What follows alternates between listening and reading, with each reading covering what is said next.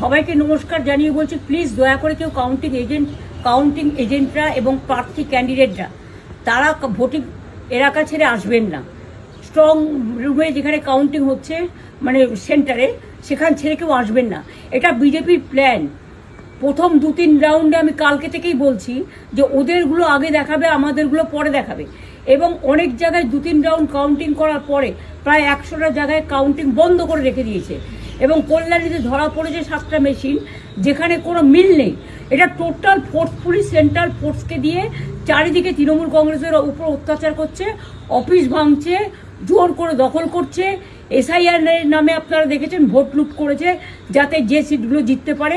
কিন্তু এখনও এমন 70টা সিট আছে, 100টা সিট আছে যেগুলো আমরা এগিয়ে আছি, সেগুলো বলছে না।